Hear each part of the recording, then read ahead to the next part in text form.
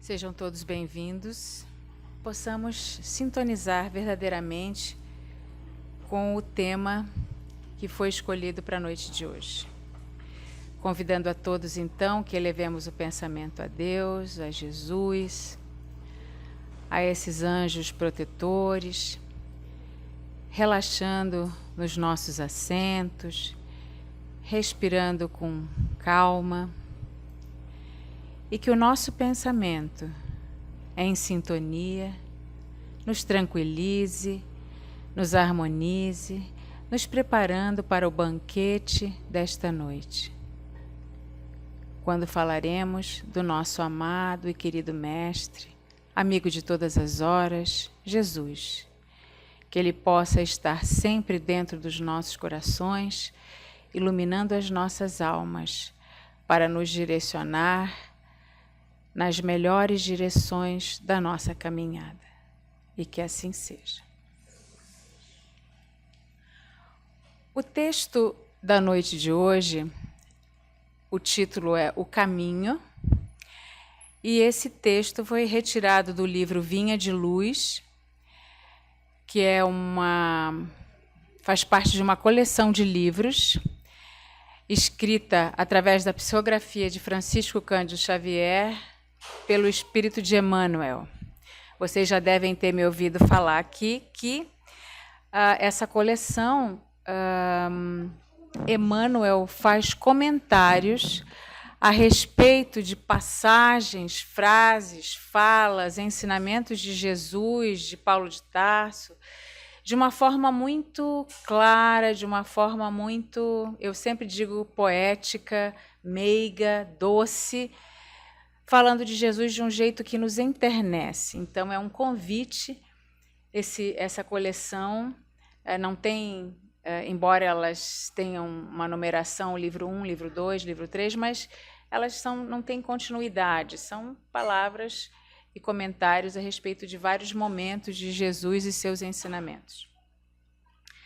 Então, que caminho é esse? Para onde esse caminho nos leva? Que caminho será que Emmanuel, baseado numa frase de Jesus que diz assim, eu sou o caminho? Para onde esse caminho nos leva? Ou como será que está o nosso caminho atualmente? Será que a gente está convivendo da melhor maneira possível com os nossos familiares? Será que a gente está reunido na mesma mesa na hora da refeição, sem olhar uns para os outros, sem conversar, porque cada um está mexendo no seu celular? Será que se a gente lembrar dos tempos passados em que, claro que aqui eu acho que muito poucos são dessa época, eu acho que mais os nossos avós, quando não tinha luz elétrica, as pessoas se sentavam, conversavam, observavam os vagalumes, que hoje é um bichinho, eu acho, não sei quem já viu vagalume na vida, né? Mas eu brincava, quando criança, de capturar vagalumes. Talvez muitas pessoas nunca tenham visto um vagalume. Onde se sentavam à luz das estrelas, conversando, e nem tinha tanto mosquito assim. Por quê? Porque existia sapo, existia peixe no rio que comia a larva do mosquito. E hoje nós estamos vivendo um momento em que a nossa correria, os nossos pensamentos acelerados, os nossos interesses materiais, nós estamos conversando menos, lendo livros edificantes numa menor quantidade ou lendo muito menos. Uma das coisas que me fez muito feliz a semana passada foi ter me dado conta que eu tirei férias, e férias de trabalho e férias não ficando em casa, porque quando a gente fica em casa a gente acaba fazendo muitas coisas, mas férias de não estar em casa, e eu consegui ler um livro em 10 dias. Isso me deu uma alegria tão grande, porque às vezes eu demoro 1 mês, 2 meses para ler um livro. Se eu escolho um livro grande, demora mais tempo ainda. Quantas vezes a gente não se ateve a filmes não edificantes, a falar da vida alheia, a não frequentar os nossos templos religiosos, a não fazer o evangelho no lar? Será que os nossos caminhos não estão desse jeito? Então, para a gente refletir, o nosso caminho é a nossa encarnação.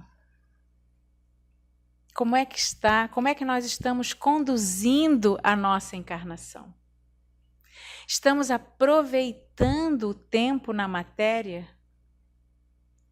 Estamos conduzindo a nossa vida, será baseada naquilo que Jesus nos ensinou? Já que lá no Livro dos Espíritos, Kardec pergunta aos espíritos superiores, para que a gente progrida mais rápido, para que a gente alcance esse progresso espiritual, em quem a gente tem que se espelhar? E aí os espíritos superiores respondem, essa pessoa em que vocês precisam se espelhar é Jesus. É claro que nós estaremos muito distantes de ser o espírito crístico que é ele. Mas a perfeição ou a perfectibilidade é acessível a nós. Deus nos criou assim, capazes de sermos perfeitos. Não sabemos quantas encarnações Jesus precisou em outros planetas para chegar ao momento em ser o nosso governador. E que Deus colocou em nossas vidas para trazer esses ensinamentos e fazermos progredir mais rápido. Buscar essa felicidade mais rápido. E o Espiritismo, já que falamos em reencarnação, falemos sobre Espiritismo. O Espiritismo é uma doutrina que é apoiada num tripé. Esse tripé, dessas bases é a filosofia. Então, a maneira como a gente conduz a nossa vida, baseado nos ensinamentos de Jesus, que é a base religiosa, a base evangélica, e tudo que ele fez, nada contradisse as leis da natureza. Então, é o aspecto científico, para que a gente, através da ciência, já que nós temos uma dificuldade muito grande de acreditar e de construir a nossa fé sólida, às vezes sem coisas palpáveis, a ciência nos explica tudo o que Jesus fez. E nos explica como, ao colocarmos isso nas nossas vidas, a gente consegue conduzir as coisas melhores e entender o porquê da vida, o porquê da dor, o porquê da reencarnação, porquê que a prece funciona, como a prece funciona. E aí, o Espiritismo, sendo essa doutrina tão esclarecedora, ela nos orienta o caminho. Porque a gente entende, estuda, procura e se aprofunda naquilo que Jesus ensinou. Claro que, se a gente for ver, o Espiritismo é uma das doutrinas que segue Jesus. Então, outro dia eu fui perguntar num histórico médico, qual é a sua religião? Aí a pessoa ficou assim, católico. Ela não estava tão convicta, porque provavelmente ela não abastece essa fé, esse indivíduo. E aí, o familiar dele, você é cristão, assim como todos aqueles em todas as religiões que acreditam em Jesus. E quando a gente fala em Jesus, nós que já temos a nossa fé constituída, a nossa fé alicerçada, a nossa fé perene, forte, indubitável em qualquer momento da nossa vida, quando a gente fala de Jesus, lá vem aquela beatice de novo. Isso aí é palavras jogadas ao vento, isso aí não funciona. Isso aí é uma baboseira, fica repetindo essas mesmas frases, isso aí, lá vem esse papo de novo. Por quê? Porque muitas pessoas ainda não encontraram o sentido do seu caminho. E não entenderam ainda que Jesus ao nosso lado, a caminhada fica muito mais fácil. Para essas pessoas, provavelmente, a vida é só o agora. É só o aproveitar. Quanto mais a gente aproveitar o tempo em que a gente está vivo, melhor. Aí, essas pessoas se dedicam aos excessos do sexo, aos excessos das drogas, obviamente não na sua totalidade, né, pessoal? mas a gente acaba direcionando a vida da nossa vida, se formos desse grupo, aos excessos do sexo, das drogas, das comidas, do trabalho, sem momentos de descanso. Acabamos caminhando para o momento das discussões, das rivalidades, dos embates, porque a gente não caminha com Jesus, que nos oferece a paciência, a doçura, a meiguice, a fraternidade, a caridade. E quando esse grupo de pessoas que ainda não tem Jesus no seu coração, a fé e a prece só vão estar presentes na vida dessas pessoas quando chegar a dor. Então, no momento da dificuldade da dor, que a gente frequenta o nosso templo religioso, que a gente vem tomar passe.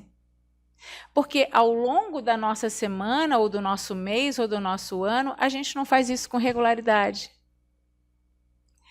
Quantas vezes, na hora que a gente fica doente, porque, na verdade, quem está doente é a mente, é o espírito, e essa doença vai se transmitir ao corpo em algum momento, porque vai baixar a imunidade, porque a gente vai se tornar mais passível de sofrer as adversidades do meio, né? Quantas pessoas morreram de Covid e quantos profissionais da saúde não morreram, estavam na linha de frente? Porque talvez essas pessoas tinham uma imunidade maior, porque tinham uma fé alicerçada, tinham uma espiritualidade constituída e a sua imunidade era mais eficiente. Quantas vezes a morte nos bate à porta e a gente fica falando palavras chaves, aquelas mesmas palavras, é porque Deus quis assim, porque foi o melhor, ou porque com ele, por que aconteceu assim ou assado? Será que a gente, nesse momento dessas frases, a gente está realmente estando resignado diante daquela dor, ou a gente está questionando Deus e revoltado?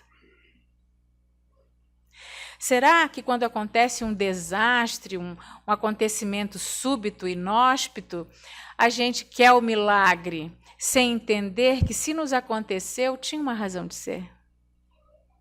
Porque Deus não joga dados com o nosso destino, porque Ele as coisas não acontecem ao acaso, tudo faz parte de uma engrenagem perfeita, baseada na sua justiça, no seu amor e na sua misericórdia.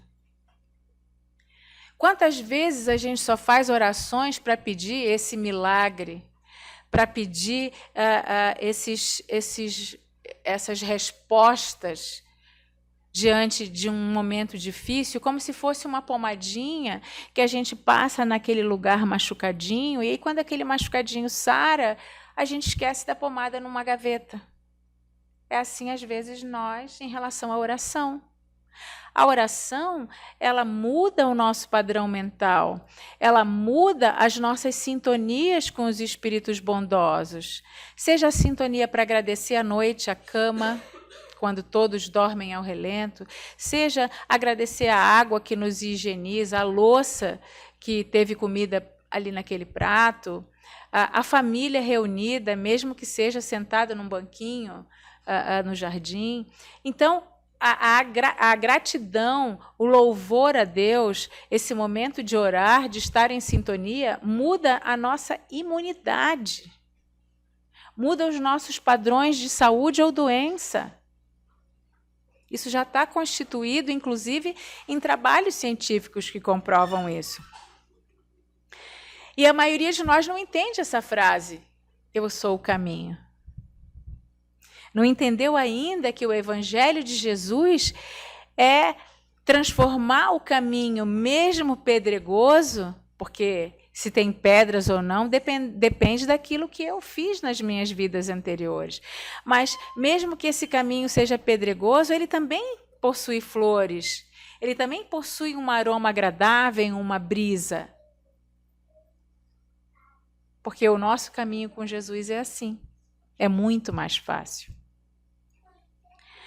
E o Evangelho de Jesus é como se fosse o manual da nossa TV nova, que a gente não sabe onde liga, onde desliga, onde conecta o cabo disso ou daquilo. O Evangelho de Jesus é o nosso manual de boa conduta, é o nosso manual que nos leva à felicidade. E essa felicidade não é a felicidade material, não é a felicidade do ter, é a felicidade do ser. Uma pessoa equilibrada, conscienciosa, calma diante das dificuldades da vida, que não se desespera, que pensa, que reflete, que diz o que Jesus faria nesse momento, que não age intempestivamente, que chora, claro que chora, mas que na dor pede o consolo, que sabe que o seu templo religioso, para nós, o Centro Espírita, dispõe de ferramentas que nos fazem levantar diante do tropeço nessa caminhada, que é o Evangelho no Lar, que é o atendimento fraterno, os livros que a gente pode pegar emprestado ou os livros que a gente pode comprar, são os nossos grupos de estudo. Então, isso faz com que esse nosso caminho, que é a nossa encarnação, não é que ela vá ser fácil, porque se a gente está num planeta de expiação e provas, a nossa encarnação, nesse momento, é cheia de dificuldades. Mas a gente vai ter ferramentas, como se fosse o azeite na engrenagem, para que isso rode melhor, para que a gente ande melhor. Então, a gente vai comparar, é o guarda-chuva na chuva, é o casaco no frio, é o alimento na fome.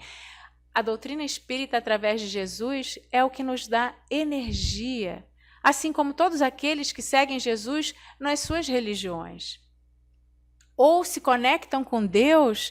Por exemplo, Gandhi disse que, e Gandhi não era cristão, Gandhi disse que se as pessoas seguissem só o Sermão da Montanha, o mundo seria muito melhor. Só os ensinamentos do Sermão da Montanha, fora todos os outros que Jesus nos deixou. E nessa estrada da vida, nesse caminho, né, ao pé da letra, nesse caminho, nessa estrada, que a gente tem a finalidade de progredir, de se melhorar, de chegar a esse progresso moral e espiritual que vai nos dar essa felicidade. Quando a gente caminha com Jesus ao nosso lado, a gente vai aprender a servir, a gente vai aprender a não pensar em mim em primeiro lugar e pensar no todo ou no outro. A gente vai promover a nossa reforma interior, a gente vai conseguir enxergar os nossos defeitos, porque muitas vezes eu não me enxergo tirano, eu já consegui me enxergar com muita abertura Quando eu comecei a fazer um Evangelho no Lar, para ter uma ideia, eu tinha um evangelho que era de espiral. Em vez de ser um livro encadernado, era espiral. Aí ia fazer o Evangelho no Lar, caía no item a paciência. Aí lia o texto, refletia, aí semana sim, semana não, abria o Evangelho no Lar, a paciência. Não era coincidência, né? Porque se o livro era espiral, ele não estava com a memória da abertura. É porque eu sou impaciente, eu já me reconheço impaciente. Então, como é que eu vou promover a reforma íntima se eu não me conheço? Então, por isso que Santo Agostinho diz no Livro dos Espíritos que para que a gente progrida, a gente tem que se conhecer, se entender. Porque aí a gente diz, calma, reflete, tudo vem a seu tempo. Não está na hora ainda. Se não aconteceu, não está na hora ainda. Se aconteceu assim, é porque era para ser. Isso vem através da paciência e do entendimento que o Evangelho de Jesus nos traz. A gente aprende a trabalhar continuamente. E um trabalho que nos traz, não é só o trabalho remunerado, é o trabalho do servir, o trabalho de voltar, o trabalho de recomeçar, o trabalho de estudar e entender que esse trabalho vai nos elevar como espíritos. E a doutrina espírita, como casa espírita, nos oferece a palestra, nos oferece os livros, nos oferece os grupos de estudo. E aí eu quero contar uma coisa sobre os grupos de estudo. Quando eu vou preparar as palestras, esse é o tema que me coube, aí eu pego o livro, leio o texto, e aí eu disse, mas como é que eu vou abordar isso? E o dia da palestra vai chegando, vai chegando, aí eu começo a fazer um rascunho, aí o dia da palestra vai chegando, e eu disse, mas Lúcia, já é amanhã, você ainda não bolou isso na sua cabeça. E aí eu tinha ela metade pronta, e a gente faz parte, eu e meu esposo, a gente faz parte de um grupo de estudo, que é o estudo aprofundado da doutrina espírita. E esse tomo é Ensinos e Parábolas de Jesus. E aí, olha, que não é coincidência, era a lição seguinte do dia, num roteiro que diz assim, vós sois o sal da terra e a luz do mundo. E aí, nesse texto, ele diz assim, a imagem do sal é de um componente que explica essa postura no campo do trabalho, que nos é disponibilizado pelo plano maior. Simboliza o imperativo do equilíbrio. E diz que o Evangelho é de aplicação indispensável para dar sabor à existência. Porque uma comida sem sal é uma comida sem graça, né? Então ele diz que o Evangelho dá sabor à nossa existência, tornando-a saudável e feliz. Sem ele, a vida fica insípida, ou seja, sem sal. Sem atrativos, monótona, tediosa, complicada, ainda que as circunstâncias sejam as mais favoráveis, ainda que a aparência seja a mais magnífica. Em verdade, nada na existência terá sabor de felicidade autêntica. Nenhuma associação humana, seja no lar, no trabalho, na comunidade, se fará com equilíbrio e proveito. E olha que frase linda. Jamais estaremos em paz com a própria consciência sem uma pitada de evangelho. Então, por isso que Jesus disse, vós sois o sal da terra. E ele continua, a pessoa que desperta para o Cristo é ativa, não se abate perante os fracassos e enfrenta com bom ânimo os desafios da vida. E a nossa vida tem desafio, né, gente? E aí, num outro momento, ele também diz assim, no mesmo capítulo do Evangelho de Mateus, no mesmo capítulo 5, só muda o versículo. Ele diz assim, que vós sois a luz do mundo. E Jesus compara os seus ensinamentos com a luz que afugenta as trevas. A luz simboliza o esclarecimento, a orientação, o processo educativo, capaz de nos transformar para melhor, nos libertando do vale de lágrimas e de dores, donde usualmente estamos relegados, por nosso próprio livre-arbítrio, pela nossa própria escolha. Então, quando eu li isso, eu disse muito obrigada aos espíritos superiores, porque ela conseguiu, com essas palavras, com esse ensinamento, concluir a minha palestra, né? E Emmanuel diz assim, abraçar, nesse texto do Vinha de Luz, abraçar o cristianismo é avançar para a vida melhor. E que essa prosperidade, a vida melhor, é a prosperidade do espírito. E aí ele também diz assim, se a gente não segue Jesus por vontade própria, a gente se condena à nossa própria estagnação. Eu decido se eu quero progredir ou não. Então, a gente não chegou nessa encarnação por acaso. A gente chegou com uma programação perfeita. A gente não está aqui nessa casa espírita por acaso. Nós fomos conduzidos até aqui. Então, que a gente caminhe com Jesus do nosso lado. É o convite que esse texto, que Jesus esteja como o nosso caminho, o caminho para o nosso progresso. Eu agradeço a vocês. Vamos aproveitar tudo isso que nos é ofertado através dos grupos de estudo. Olha que maravilha, né? Estar num grupo de estudo e ler isso, né? A gente tem grupos de estudos em vários horários, que a gente tente perseverar, para que a gente persevere na frequência aos nossos templos religiosos, se a gente está aqui, a nossa casa, que a gente participe das atividades da Casa Espírita.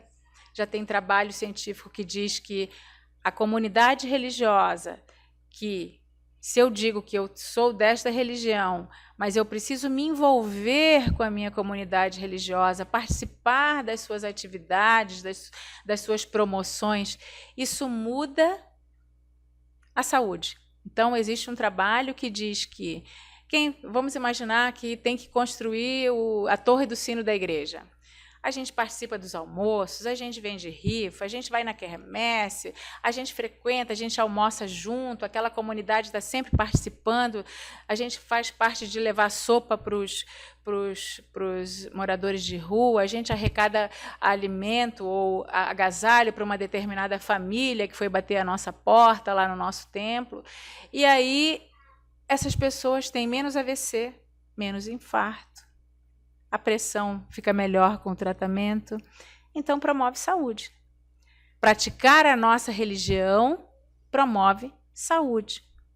Então eu convido a vocês que frequentem esse hospital, que se chama Casa Espírita, para que a gente tenha mais saúde da mente e que isso proporcione mais saúde do corpo.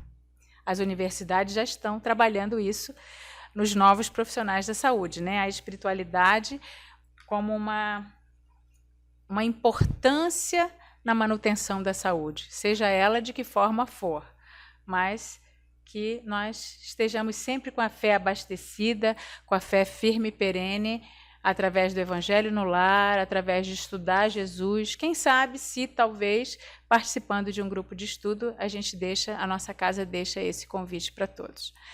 Então, para finalizar, vamos elevar o nosso pensamento a Deus, a Jesus, que os médiuns se colocando nos espaços do nosso salão e que nós, de olhos fechados, de coração tranquilo, harmonizados com todo esse ensinamento evangélico que foi proporcionado na noite de hoje, entendendo que Jesus é o caminho e a luz nas nossas vidas. Que possamos estar com Ele sempre, confiar na sua presença dioturna nos nossos momentos de felicidade, de alegria, de dor, de lágrimas, mas que é o nosso irmão de todas as horas, somos filhos do mesmo Pai e estamos aqui para aprender, juntos, de mãos dadas, o amor que gostaríamos de ter e é esse amor que precisamos dar. Obrigada, Jesus, pelo teu evangelho de paz, de amor e de caridade e que os nossos caminhos sejam reorientados com a sua presença nas nossas vidas, na nossa encarnação. Obrigada por tudo isso e que assim seja.